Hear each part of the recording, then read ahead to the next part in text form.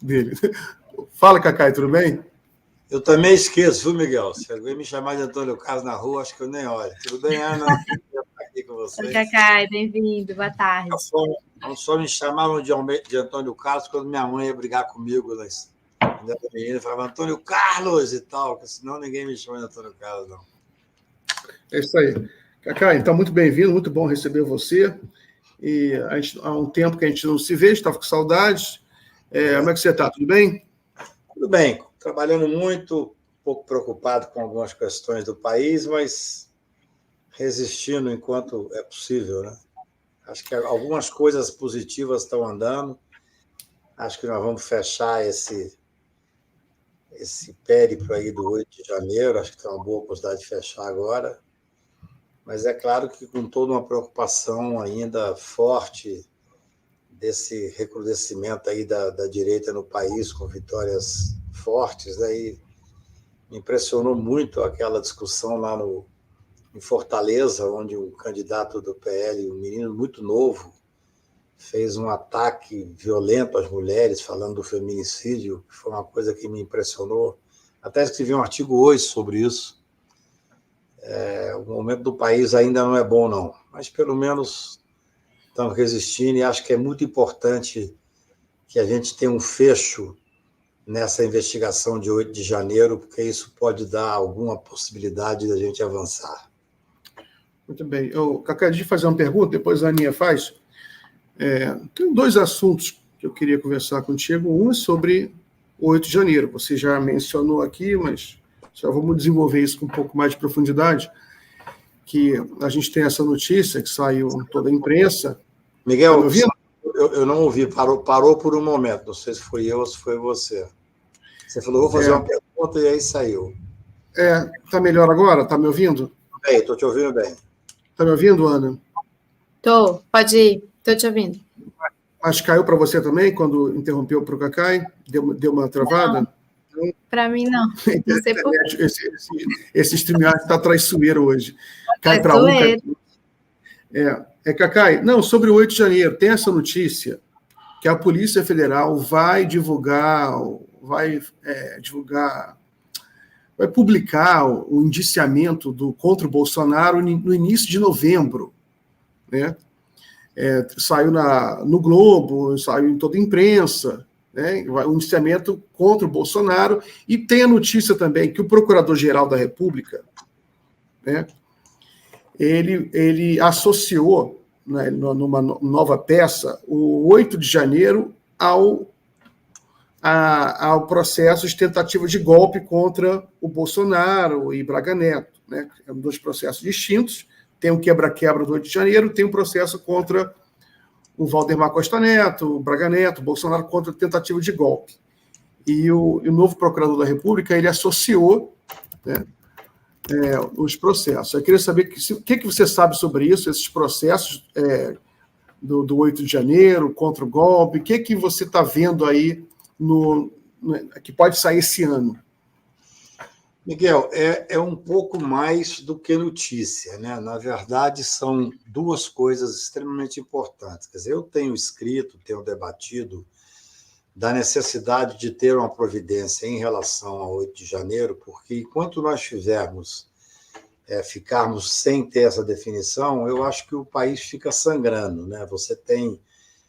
tudo isso podia ter se dado já há mais tempo, mas eu entendo, eu vi uma entrevista muito lúcida do diretor-geral da Polícia Federal, doutor Andrei, onde ele fala que o tempo da investigação, o tempo da Polícia Federal não é o tempo da imprensa, não é o tempo daqueles que estão acompanhando.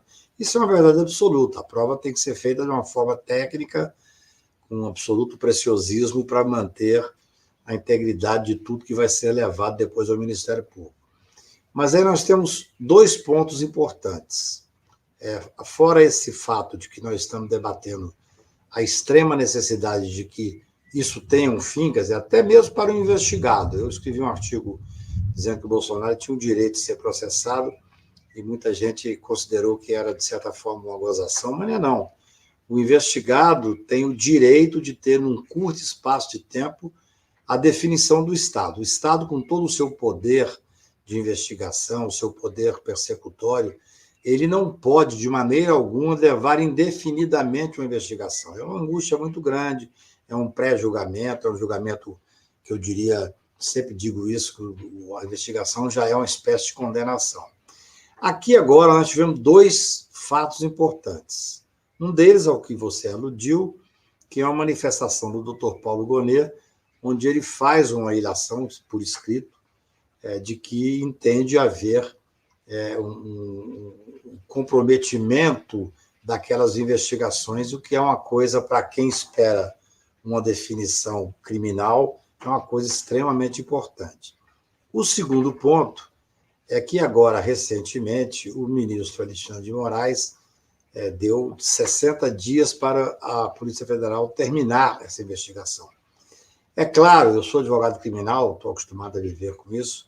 Muitas vezes, depois de um certo tempo, que é exatamente esse tempo que eu estou dizendo aqui, quer dizer, o Supremo Tribunal, de uma forma muito correta, entendeu, em vários processos em que a gente atua, é o dia a dia da advocacia criminal, que existe um prazo, que o prazo tem que ser um prazo razoável para poder fazer a investigação. Se num dado momento o Estado não consegue terminar a investigação, tem que terminar, tem que arquivar. Aqui o ministro dá um tempo de 60 dias, já se passaram alguns dias, então há uma expectativa real que nós possamos ter um relatório. Como é que funciona isso? Só para explicar de uma forma bem didática, quer dizer, tem uma investigação da Polícia Federal, terminada essa investigação, há um relatório, o relatório é a impressão, as provas, tudo aquilo que a Polícia Federal levantou. Tanto é que existe um indiciamento, nesse caso, o Bolsonaro já foi indiciado no caso das joias, já foi indiciado no caso das vacinas e tal. O indiciamento nada mais é do que a opinião do delegado que presidiu a investigação. Ele não tem, assim, uma conotação jurídica muito forte. É claro que quando você faz um trabalho extremamente bem feito, como a Polícia Federal, em regra, faz, porque a Polícia Federal é realmente muito competente, isso é um bom indício do que vai acontecer. Posteriormente, esse relatório vai até ao Procurador-Geral da República. Aí é aquele grande momento, eu até escrevi um artigo hoje sobre isso, que é um momento importante, porque você volta todo o poder nas mãos do Procurador-Geral da República. Aquilo que eu chamo de os poderes quase imperiais que tem o Procurador-Geral da República, porque só ele é o que a gente chama de dominus litis, ele é o dono da ação penal. Só ele pode apresentar uma denúncia. A denúncia, que muitas vezes vulgarmente a gente fala, denunciou. A denúncia a que eu me refiro é uma peça formal do Ministério Público, onde se propõe uma hipótese criminosa e o recebimento dessa denúncia pelo Judiciário é que determina que o cidadão vire réu e que o processo penal seja instaurado.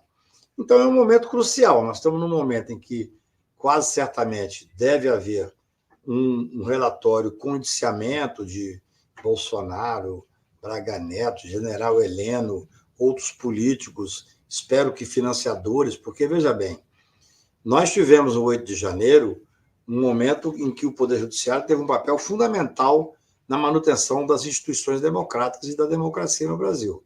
No outro dia foram presos mais de 1.000 pessoas, hoje já tem mais de 300 que estão condenados, julgados e condenados a penas altíssimas, penas de 12 anos, 17 anos. E não é possível que apenas estes que estavam ali como bucha de canhão, claro, eles têm que ser responsabilizados, mas não é possível que apenas estes sejam, ao final e ao cabo, responsabilizados. Quer dizer, o que a gente espera agora, dentro do que você perguntou, é que tenha um inquérito onde se responsabilize os financiadores que ainda não estão postos, os militares de alto coturno, generais que estavam lá dentro dessa organização criminosa. Evidentemente, é muito importante que a gente pense isso, os políticos que estavam se beneficiando e, claro, o principal beneficiário, que era o Bolsonaro, que era certamente aquele que coordenou essa estratégia golpista. Então, é isso que deve acontecer, ainda com alguma rapidez, né? Fazendo o relatório, a Polícia Federal manda para o Ministério Público, aí é um outro capítulo.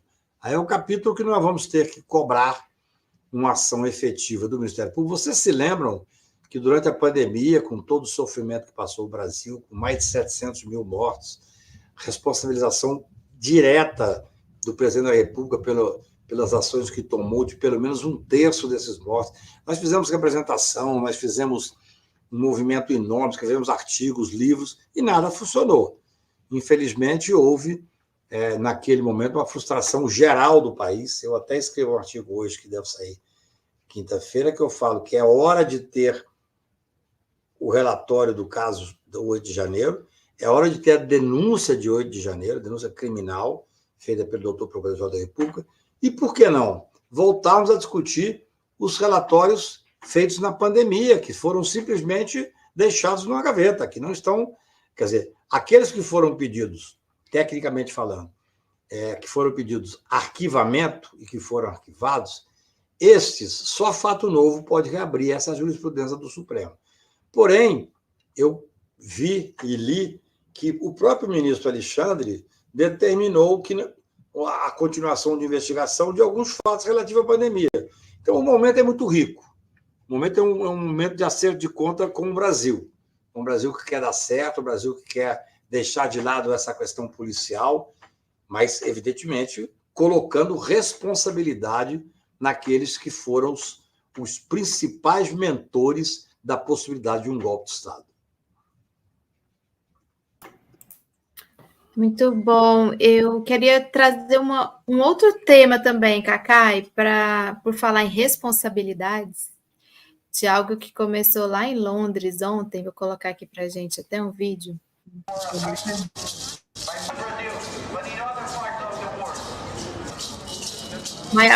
Parece que é a maior ação coletiva em tema ambiental do mundo, né? Sem água, sem vida, a nossa vida. São 600 mil vítimas ou firmantes dessa ação. Preciso verificar aqui, contra a BHP, com relação ao crime em Mariana, né? Da Samarco, da BHP. Eu li um artigo seu recente sobre isso, se eu não me engano, de setembro. Queria que você comentasse para a gente o que você acha. E agora a BHP ela é ré, né? Desde ontem, desse julgamento. Ana, eu sou advogado dos quilombolas nesse julgamento em Londres. Eu sou advogado deles lá. Então é isso. E sou advogado aqui no Supremo Tribunal da ação que corre no Supremo. Na realidade, era para eu estar hoje em Londres, inclusive. Mas Cacai, desculpa interromper, mas o que está acontecendo em Londres? Que julgamento é esse?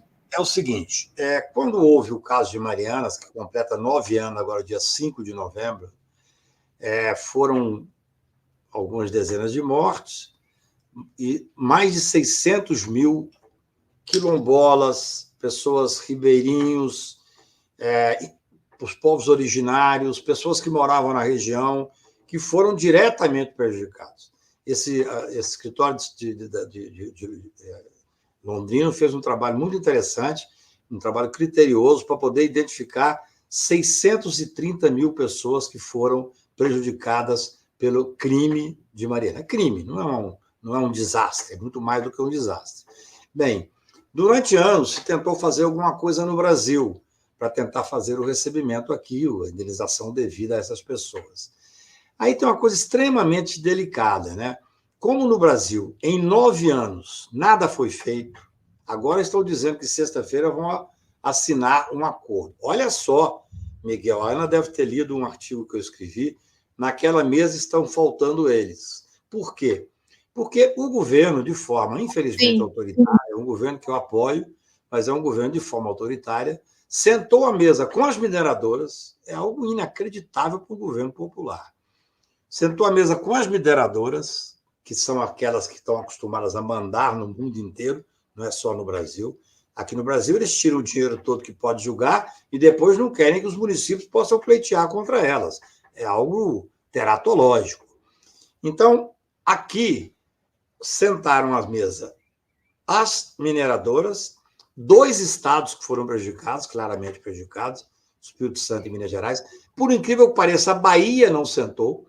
A Bahia nós temos 5 municípios que nós somos advogados do processo. 5 municípios baianos. Eu até conversei com o ministro Jacques Wagner, que eu respeito profundamente, indagando por que a Bahia não estava recebendo os seus direitos desse processo. Ele, com toda honestidade, ele é uma pessoa muito cristalina, eu respeito profundamente, ele disse, olha, eu não sabia que a Bahia tinha sido afetada. Foi, a Brollos foi afetado profundamente. No entanto, esse caso virou um certo saco de segredo no Brasil. Quer dizer, fizeram um acordo sem chamar, é algo inacreditável num governo popular. Eu disse isso aqui e disse isso ao ministro Messias, por quem eu tenho respeito e admiração. Como é que um governo do presidente Lula faz um acordo com as mineradoras e os estados sem que sente à mesa aqueles que são os prejudicados? Os quilombolas, as mães que perderam filho, os pais que perderam filho, aqueles que perderam casa. Eu vi um depoimento muito interessante lá em Londres agora, de um indígena, que a gente chama de povo originário, eu às vezes sou atrasado e falo indígena, dizendo, olha, o meu rio acabou, o meu rio era sagrado para mim, tudo que eu fazia era em função do rio. Quer dizer, eles não dão nenhum valor nisso. As mineradoras não dão absolutamente nenhum valor, não tiveram cuidado de sentar para conversar com esses grupos. Então, o que está acontecendo hoje lá em Londres? Esse grupo de advogados fez um trabalho belíssimo para recuperar e para ter legitimidade para representar 600 mil pessoas, que lá na Inglaterra é possível representar a todas individualmente numa só ação. Entraram com a ação, houve uma discussão muito longa sobre se poderia ser na Inglaterra, se aceitava ou não o processo. Por que é na Inglaterra? Porque a BHP é uma empresa inglesa, também de outro país, mas basicamente inglesa. Está na bolsa. Então, o que acontece? Esse processo, a primeira fase dele, que demorou muitos anos, foi da aceitação do processo, que já está definido que aceitou, e ontem começou o julgamento. Esse julgamento é provavelmente o maior julgamento que está no Poder Judiciário inglês e seguramente o maior processo que envolve indenização por um dano causado, obviamente, de forma criminosa por parte das mineradoras. Então, lá está ocorrendo o julgamento, começou ontem, a previsão. Por que eu não fui? Até eu ia ontem no início do julgamento. Porque esse julgamento só termina em 5 de março, a previsão de terminar. Então, daqui para aproximadamente um mês, vão estar sendo ouvidos quilombolas e tal, e nesse momento nós achamos que seria mais importante eu estar lá nesse momento do processo. Mas é um processo importante porque, eu não sei se foi coincidência ou se os brasileiros correram atrás, no momento em que você inicia o processo em Londres, que foi ontem, anuncia-se no Brasil a hipótese de ter um acordo. Acordo, reconheço, um acordo de bastante dinheiro, 100 e tantos bilhões. Só que é um acordo que não foi programado, não foi conversado, não foi avançado com as partes que são os interessados maiores, que são os que foram prejudicados. É algo incrível. Nós fizemos um seminário recentemente aqui em Brasília, a mãe de uma das crianças que morreu, dizendo, olha, ninguém nunca me chamou para conversar. Você pega os quilombolas, não são chamados para a mesa. É algo incrível no governo popular. Algo inadmissível. E mais, agora é muito estranho, eu repito, é muito estranho que esse acordo se dê no momento em que começa a correr o julgamento lá em Londres. Por quê? Porque estes que aderirem ao acordo aqui vão ter que abrir mão, pelo menos essa é a exigência que a gente vê, eu não conheço o acordo, nós não fomos chamados para a mesa para discutir, mas vão ter que abrir mão de uma possível indenização na Inglaterra. E aí você tem um apelo meio vulgar que diz, mas é um desrespeito à justiça brasileira. Como desrespeito à justiça brasileira? Não. Durante 9 anos, a justiça não deu o resultado que deveria ter dado aqui. Então, é normal que essas pessoas, já que existe a hipótese de processar as mineradoras na Inglaterra, isso a corte inglesa já sedimentou. Vai ser julgado lá. Começou o julgamento ontem. Então, é normal que as pessoas busquem os seus direitos. Essa ação é uma ação que é um exemplo para demonstrar a força inacreditável das mineradoras. Para vocês terem um exemplo, eles pagaram, que é algo, no meu ponto de vista, até com viés criminoso, eles pagaram o Instituto, o IBRAM, para entrar com uma DPF aqui, para dizer que os municípios não tinham, vejam que absurdo, que os municípios brasileiros, são 46 que foram prejudicados, não teriam direito de estar pleiteando em juízo na Inglaterra. Ou seja, no momento em que a mineradora vem ao Brasil, pega tudo, suga tudo que pode sugar e manda o dinheiro lá para fora, aí, evidentemente, não está ofendendo a soberania. Aí, sob uma falsa acusação de que só a União poderia estar nos autos, poderia pleitear alguma coisa e não os municípios. A União não quer. A União está fazendo um acordo estranhíssimo aqui. Querem tirar o direito dos municípios através de uma DPF que está no Supremo Tribunal Federal. Então, é briga de gente grande, sabe, Ana? É uma briga sobre todos os aspectos de gente grande. É triste ver o governo brasileiro, um governo popular, sentar para fazer um acordo desse sem ouvir as partes interessadas. Quem é a parte mais interessada? Claro, as mineradoras são interessadas, querem pagar menos. De preferência, não pagar nada. Tem 9 anos sem pagar absolutamente nada no Brasil. As mineradoras são interessadas porque querem lá fora fazer um acordo e pagar o mínimo possível. Porque, obviamente, eles sabem, as mineradoras sabem, que lá na Inglaterra eles vão pagar. A possibilidade da condenação é muito grande, porque, assim, não há o que discutir. É óbvia a responsabilidade deles. É óbvia a responsabilidade. São 46 municípios, né, professor? 46 municípios e mais ou menos 630 mil pessoas interessadas, estão legitimamente representadas num trabalho muito interessante, de muito fôlego, feito por esse escritório, junto com os escritórios brasileiros. Então, a expectativa é que, mesmo se houver esse acordo aqui, que estão anunciando o acordo para sexta-feira, e é claro, o Lula vai fazer o anúncio como sendo um grande negócio, o maior acordo do mundo. Olha, com todas as vênias, e é triste dizer isso, esse acordo, sem ouvir as partes interessadas, é um acordo manco. É um acordo que não faz jus a um governo popular. Essa é a realidade.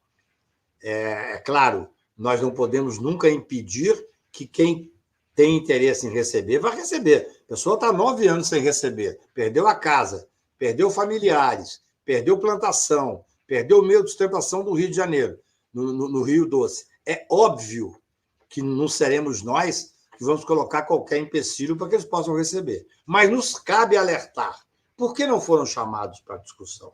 Por que não houve um acordo onde a outra parte estava sentada? Por isso eu escrevi esse artigo. Naquela mesa estão faltando eles. É inexplicável você sentar para conversar um acordo com 2 estados, primeiro tinham que ser 3, a Bahia não estar nesse acordo é injustificável. O povo baiano pode cobrar isso dos seus governantes. Por que não estão, já que houve um prejuízo? Por que só São Paulo, por que só Minas Gerais e Espírito Santo? E depois, essa monstruosidade de você fazer um acordo por uma quantia que pode parecer muito e é significativa. Por isso é que eu digo, sempre eu falo para as pessoas que estão trabalhando comigo nesse caso, nós não podemos criticar quem vai receber. A pessoa ficou 9 anos sem receber um tostão, se aparece lá com 30 mil reais, 30 mil reais pode fazer a diferença, mas não faz justiça, mas não faz aquilo que nós esperávamos que o governo brasileiro fizesse, que a justiça brasileira fizesse, e que nós vamos conseguir fazer lá na justiça da Inglaterra.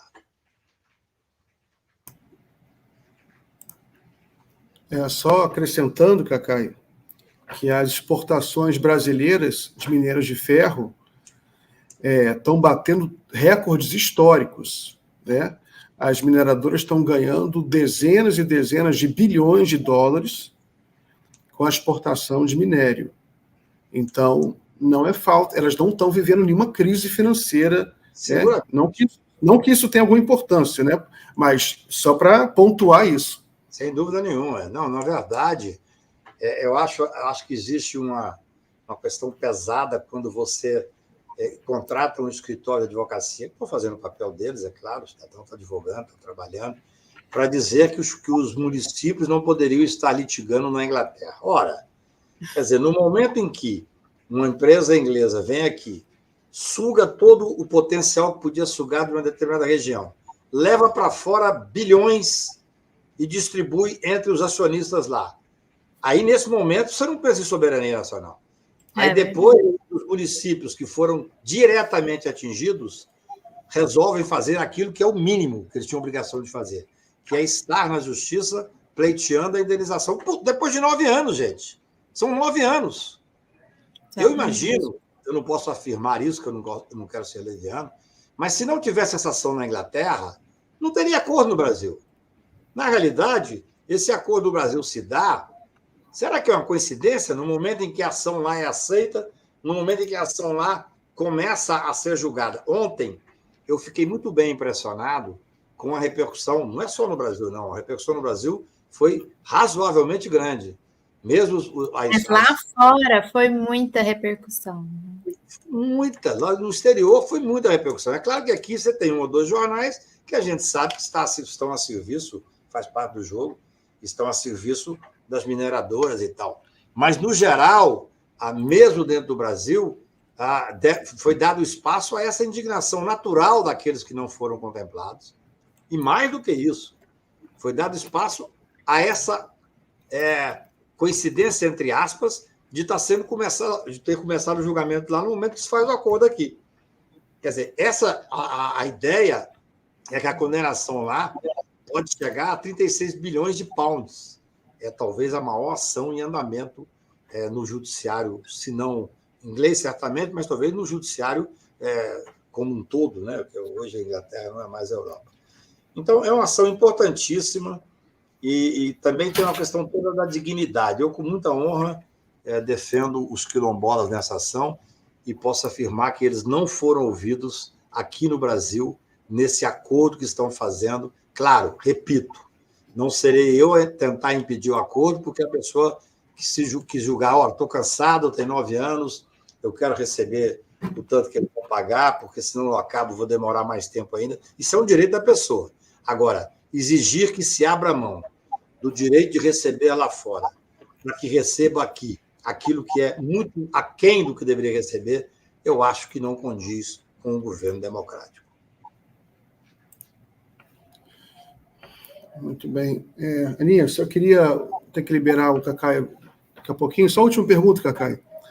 Eu queria uma opinião sua, o balanço que você faz da eleição municipal. Sei que você é uma pessoa que se preocupa muito com o país, e a gente viveu essa eleição municipal, que a gente tem a oportunidade de ouvir a voz do povo, né? Qual o balanço que você faz? Claro que ainda falta o segundo turno, né? Só vai poder fazer um balanço mesmo depois que fechar o segundo turno, mas dá para fazer já um primeiro balanço, né? Um meio balanço. Como é que você viu esse primeiro turno aí?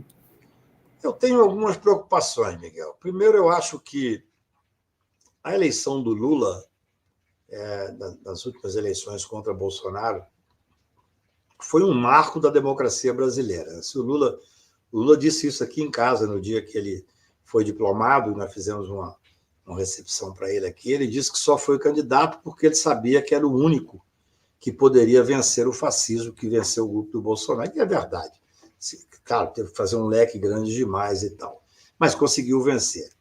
Eu me impressiono, porque na minha análise, eu não sou analista político, mas sou um homem muito ligado ao que está acontecendo no país, o Nordeste, que é quem sustentou o Brasil, de certa forma, a democracia brasileira, dando uma vitória para o Lula, o Nordeste é muito mais lulista, eu diria assim, do que propriamente uma região de esquerda, uma região, diria até de centro-esquerda. A composição que está se formando é uma composição que vai fazer com que os políticos, especialmente os políticos que vão às urnas, que são partidários, façam uma reflexão sobre o que está acontecendo no Brasil. Porque são 2 momentos distintos. Primeiro, onde o Lula teve mais voto e que fez com que o Brasil salvasse a democracia no Nordeste, não é propriamente um agrupamento de esquerda. É um pessoal muito mais lulista, por causa da história toda que o Lula fez, e felizmente fez como presidente da República. Esse é um ponto de reflexão. O que vai acontecer, o Lula, espero que esteja bem, certamente estará, ele é muito forte, em 2026, para ser candidato à reeleição, eu acho que será imbatível, com todas as dificuldades.